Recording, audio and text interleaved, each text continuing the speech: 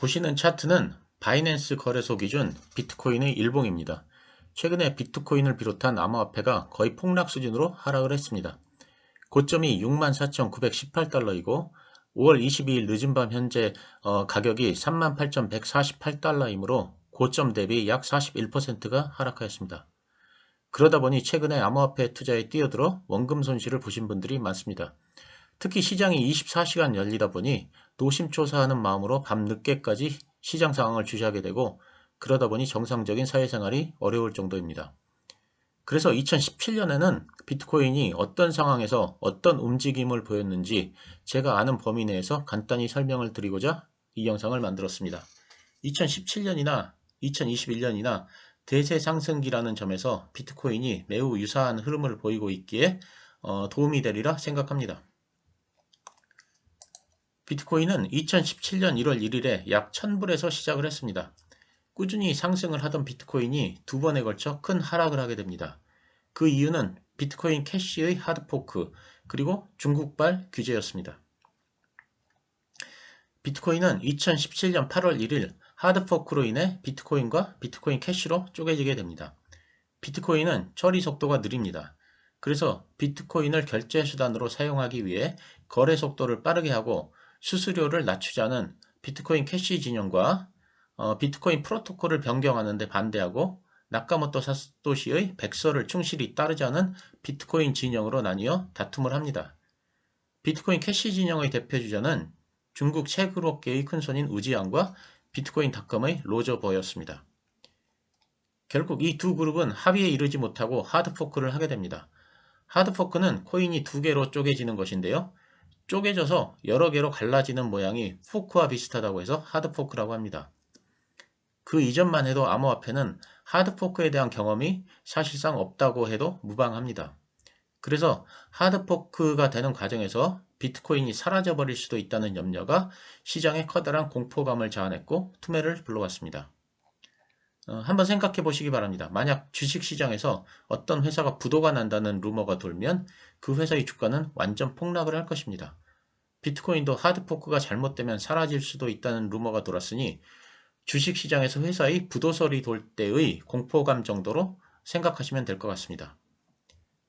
그때 비트코인의 움직임을 보면 6월 10일주 비트코인은 최대 3041달러까지 상승을 했지만 하드포크가 시행되기 전인 7월 중하순경에 큰 하락을 했는데 7월 15일주에는 1836달러까지 하락을 했습니다. 약 40%가 하락하는 대폭락이었습니다. 이번 하락과 비슷한 수준입니다. 그 후 횡보 후 다시 상승세를 타던 비트코인은 중국발 규제 뉴스에 또 한 번 폭락을 하게 됩니다. 중국은 2017년 9월 1일 암호화폐의 거래를 전면 금지하고 ICO를 금지한다고 발표했습니다.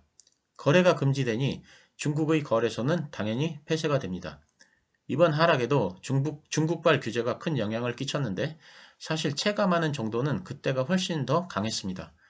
며칠 전 나온 중국의 규제 뉴스는 옛날 뉴스의 재탕, 3탕 정도라고 봐야 합니다. 왜냐하면 중국이 비트코인 등 암호화폐를 강력 규제하고 있다는 사실은 누구나 다 알고 있습니다.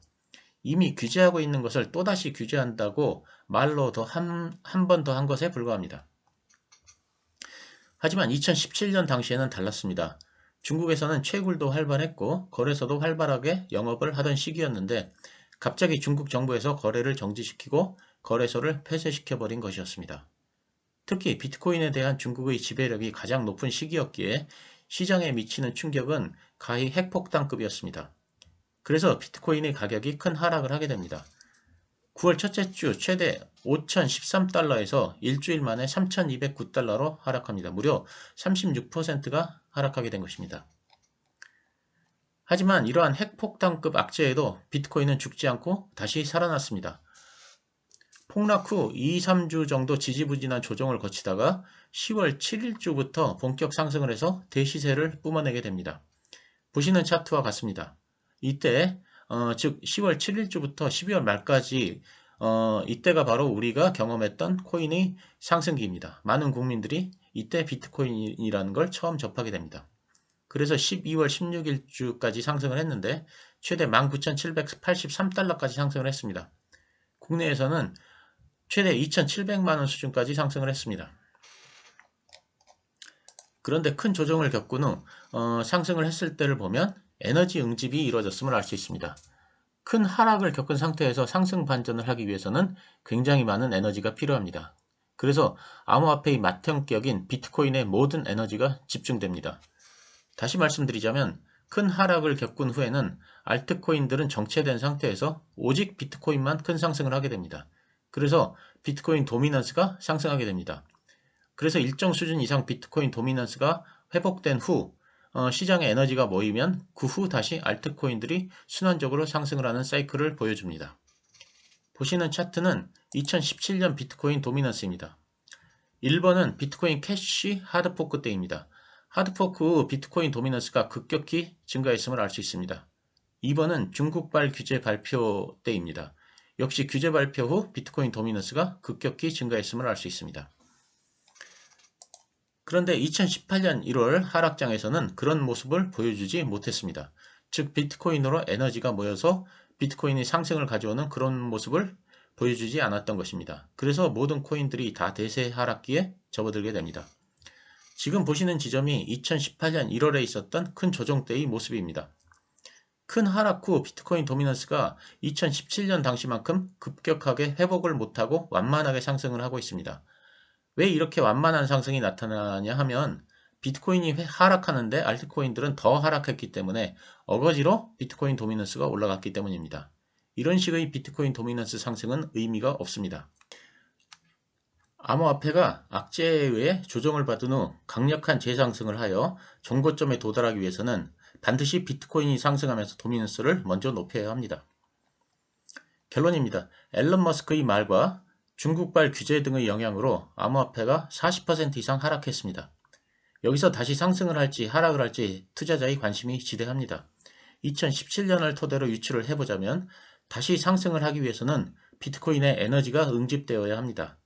그래서 비트코인의 상승에 의한 도미넌스가 증대되어야 합니다. 비트코인도 하락하는데 알트코인이 더 하락해서 도미넌스가 증대되는 건 의미가 없습니다. 그런 관점에서 모든 투자자들은 비트코인이 강력하게 상승하기를 바라야 합니다. 보시는 차트는 5월 22일 밤 바이낸스 홈페이지에서 가져온 것입니다. 주요 암호화폐 중 비트코인만 2% 상승 중이고 나머지는 모두 하락하고 있습니다. 물론 바람직한 현상이지만 이 정도로는 충분하지 않습니다. 비트코인에 좀 더 많은 에너지가 집중되어야 합니다. 한 가지 덧붙이자면 2018년에 암호화폐의 대세 상승이 끝난 이유는 금리 인상에 의한 유동성 축소였습니다. 저는 이것이 근본적인 원인이라고 생각합니다. 하지만 금리 인상 뉴스가 나온다고 곧바로 암호화폐가 고꾸라지는 것은 아닙니다. 상당 기간 랠리가 지속될 수도 있습니다. 2017년에도 그랬습니다. 2021년 현재 암호화폐의 가장 큰 악재는 코로나가 종식될 경우 이에 따르는 유동성의 회수가 되겠지만 단기적으로 암호화폐의 시세 회복 여부를 따질 때는 비트코인 도미넌스가 유용합니다. 그리고 주식 투자자들도 암호화폐 시장을 눈여겨봐야 합니다. 암호화폐의 상승이 마무리되면 그 뒤를 이어 주식시장도 상당 기간 조정에 들어갈 가능성이 크다고 봐야 합니다. 2018년에도 그랬습니다. 왜냐하면 유동성 축소는 암호화폐와 주식시장의 둘 다 큰 악재이기 때문입니다. 단지 리스크가 더 커서 유동성 축소에 민감한 암호화폐 시장이 먼저 반응을 보인 것에 불과할 뿐입니다. 물론 오늘 드린 말씀은 제 개인적인 생각이니 참조만 하시기 바랍니다. 감사합니다.